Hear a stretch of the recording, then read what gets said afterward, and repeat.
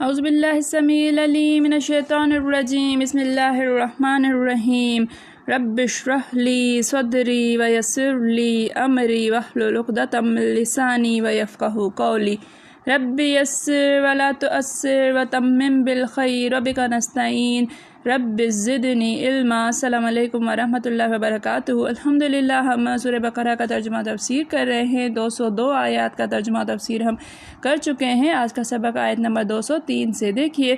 اعوذ باللہ من الشیطان الرجیم واذکروا اللہ فی ایام معدودات۔ واذکروا اور اذکروا تم یاد رکھو، یاد کرو اللہ کو، تم اللہ کو یاد رکھو۔ فی میں ایام یوم کی جمع ہے، یہ دن معدودات گنتی کے گنے ہوئے عدد سے ہے۔ یہ فی ایام معدودات گنتی کے دنوں میں۔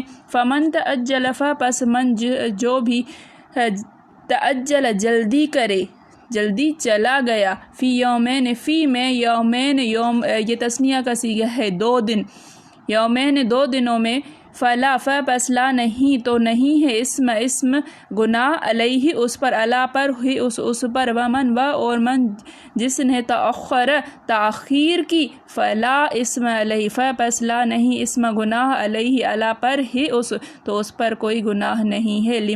لمن اتقا لے کے لیے، من جو اتقا ڈرتا رہا، جو ڈرتا رہا اس پر کوئی گناہ نہیں۔ واتقوا اور اتقوا تم ڈرو اللہ سے، وَاعْلَمُوا اور تم جان لو، انکم ان کے، اچھا ان کا مطلب بے شک ہوتا ہے، یہ تھوڑی سا دھیان دیجیے، ان اور ان کا مطلب ہوتا ہے کہ، صرف ان کا مطلب بے شک ہوتا ہے، انکم کہ تم الیہ الی طرف ہی اس کی طرف تحشرون جمع کیے جاؤ گے۔ واذکروا اللہ فی ایام معدودات تم اللہ کو یاد کرو گنتی کے دنوں میں۔ فمن تعجل فی یومین پس جس کسی نے جلدی کی 2 دنوں میں، فلا اسم علیہ تو اس پر کوئی گناہ نہیں۔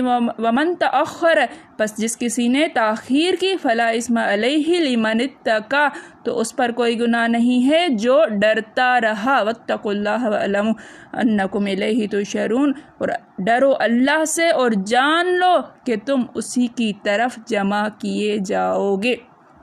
یہ قیام منی کے دنوں میں جو گنتی کے دن ہیں، اللہ کو یاد کرو۔ اگر کوئی جلدی کرے اور 2 ہی دن میں چل دے تو اس پر بھی کچھ گناہ نہیں ہے، اور جو بعد تک ٹھہرا رہے اس پر بھی کچھ گناہ نہیں ہے۔ یہ باتیں اس شخص کے لیے ہیں جو اللہ سے ڈرے، اور تم لوگ اللہ سے ڈرتے رہو اور جان رکھو کہ تم سب اس کے پاس جمع کیے جاؤ گے۔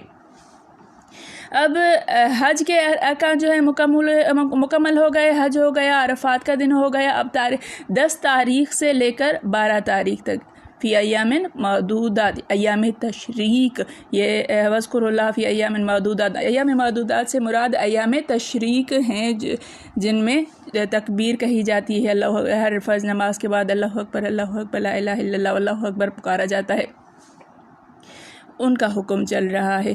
یہ 11 اور 12 یہ قربانی کے دن بھی ہوتے ہیں، اور یہ اگلے 2 دن، یہ تینوں دن جو ہے وہ منی میں گزارے جاتے ہیں۔ اب ان کے لیے حکم ہو رہا ہے فمن تعجل فی یومین، اب ان 2 دنوں میں، اگلے 2 دنوں میں کوئی جلدی کر کے جو ہے وہ لوٹ آتا ہے، پھر مکہ مکرمہ لوٹ گیا تو اس پر بھی کوئی جو ہے وہ گناہ نہیں ہے۔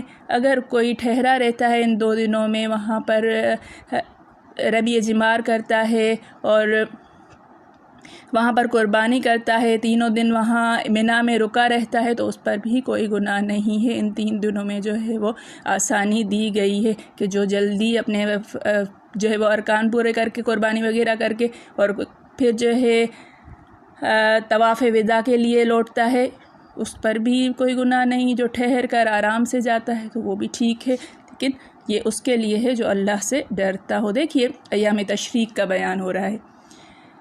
ایام معدودات سے مراد تشریق، اور ایام معلومات، ایام معلومات جب آئے گا تو اس سے مراد ہوگا ذی الحجہ کے 10 دن۔ جب ایام معلومات آئے گا تو اس سے مراد ہوگا ذی الحجہ کے 10 دن، اور ایام معدودات گنتی کے دن تو یہ 3 دن ہیں ایام تشریق۔ ذکر اللہ سے مراد یہ ہے کہ ایام تشریق میں فرض نمازوں کے بعد اللہ اکبر کہیں، تکبیر کہی جاتی ہے۔ آن حضرت صلی اللہ علیہ وسلم فرماتے ہیں عرفے کا دن قربانی کا دن اور ایام تشریق ہمارے یعنی اہل اسلام کی عید کے دن ہیں۔ قربانی کی جاتی ہے عرفے والے دن بھی جو ہے وہ 10 تاریخ کو، پھر 11 تاریخ کو، پھر 12 تاریخ کو، اور یہ دن کھانے پینے کے ہیں۔ اور حدیث میں ہے کہ ایام تشریق کھانے پینے اور اللہ کا ذکر کرنے کے ہیں۔ اب عرفات جو ہے کل ٹھہرنے کی جگہ ہے، عرفات وہاں پہ میں ٹھہرا جاتا ہے، اور ایام تشریق سب قربانی کے دن ہیں۔ اور یہ حدیث پہلے گزر چکی ہے کہ منا کے دن 3 ہیں، 2 دن میں جلدی یا 2 دنوں میں دیر کرنے والے پر کوئی گناہ نہیں۔ 3 دن منا میں گزارے جاتے ہیں، رمی جمار کیا جاتا ہے، قربانی کی جاتی ہے۔ تو ان دنوں میں اگلے 2 دن جو ہے وہ کوئی رہ کر آرام سے اپنے کام کرے یا پھر واپس آ جائے مکہ مکرمہ، تو دونوں چیزیں جو ہیں وہ ٹھیک ہیں، اس پر کوئی گناہ نہیں ہے۔ حضور صلی اللہ علیہ وآلہ وسلم نے عبداللہ بن حذافہ کو بھیجا کہ وہ منا میں گھوم کر منادا کریں کہ ان دنوں میں کوئی روزہ نہ رکھیں، یہ دن کھانے پینے اور اللہ کا ذکر کرنے کے ہیں۔ 3 دن آپ سب کو پتہ ہے کہ قربانی کے عید جو ہے عید قربان 3 دن ہوتی ہے، 10 ذی الحجہ، 11 اور 12، 3 دن تک قربانی چلتی ہے۔ اب ہاں کہ مگر جس پر قربانی کے بدلے روزے ہوں اس کے لیے یہ زائد نیکی ہے۔ ہم پیچھے بھی پڑھ چکے ہیں کہ جو قربانی نہ کر سکے تو وہ 3 دن جو ہے وہ حج کے دنوں میں پہلے 10 دنوں کے اندر 7، 8، 9 یہ 3 دن روزے رکھے گا اور پھر گھر لوٹ کر باقی 7 پورے کرے گا، تو یہ ان کا حکم چل رہا ہے۔ ایک روایت میں ہے کہ منادہ بشر بن سہیم تھے کہ جن کو نبی کریم صلی اللہ علیہ وآلہ وسلم نے اعلان کرنے کے لیے بھیجا۔ اوپر فرمایا نا کہ عبداللہ بن حذافہ تھے، دوسری روایت میں ہے کہ منادہ جو تھے وہ بشر بن سہیم تھے۔ آپ صلی اللہ علیہ وسلم نے ان دنوں کے روزے کی ممانعت فرمائی ہے۔ ایک روایت میں ہے کہ حضرت علی نے حضور صلی اللہ علیہ وسلم کے سفید خچر پر سوار ہو کر شیب انصار میں کھڑے ہو کر یہ حکم سنایا تھا کہ لوگوں یہ دن روزوں کے نہیں بلکہ کھانے پینے اور ذکر اللہ کرنے کے ہیں۔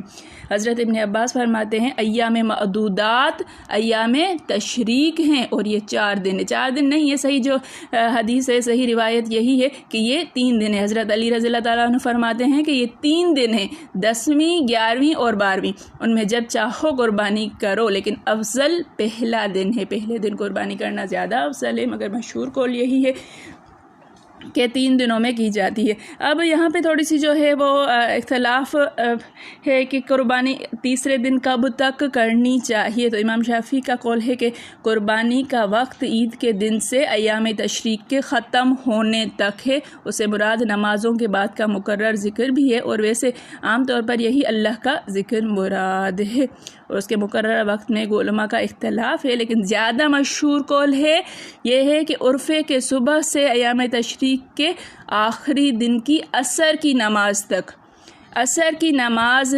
قربانی کی جا سکتی ہے۔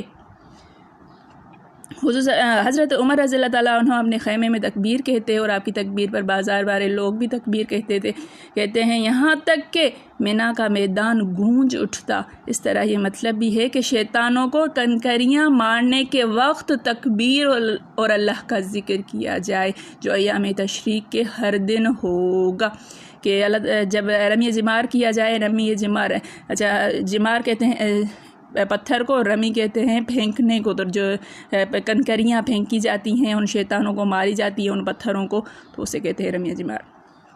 بیت اللہ کا طواف، صفا و مروہ کی سعی، شیطانوں کو کنکریاں مارنی، یہ سب اللہ تعالیٰ کے ذکر کو قائم کرنے کے لیے ہے۔ چونکہ اللہ تعالیٰ نے حج کی پہلی اور دوسری واپسی کا ذکر کیا، اور اس کے بعد لوگ ان پاک مقامات کو چھوڑ کر اپنے اپنے شہروں اور مقامات کو لوٹ جائیں گے، اس لیے ارشاد فرمایا کہ اللہ تعالیٰ سے ڈرتے رہا کرو، واتقوا اللہ، اور یقین رکھو کہ تمہیں اس کے سامنے جمع ہونا ہے، اسی نے تمہیں زمین میں پھیلایا، پھر وہی سمیٹ لے گا، پھر اسی کی طرف حشر ہوگا، پھر جہاں کہیں ہو اس سے ڈرتے رہا کرو۔ دیکھیے وَاعْلَمُوا، انکم الیہ تحشرون، واتقوا، اور تم ڈرو اللہ سے اور جان لو کہ اسی کی طرف تم کو جمع ہونا ہے، تم جمع کیے جاؤ گے۔ اللہ تعالیٰ ہم سب کے لیے آسانی کا معاملہ فرمائے، اللہ تعالیٰ ہمیں سمجھنے کی توفیق عطا فرمائے۔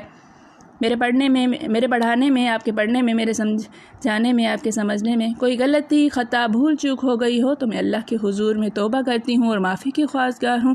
ربنا تقبل منا انک انت السمیع العلیم۔ السلام علیکم ورحمۃ اللہ وبرکاتہ۔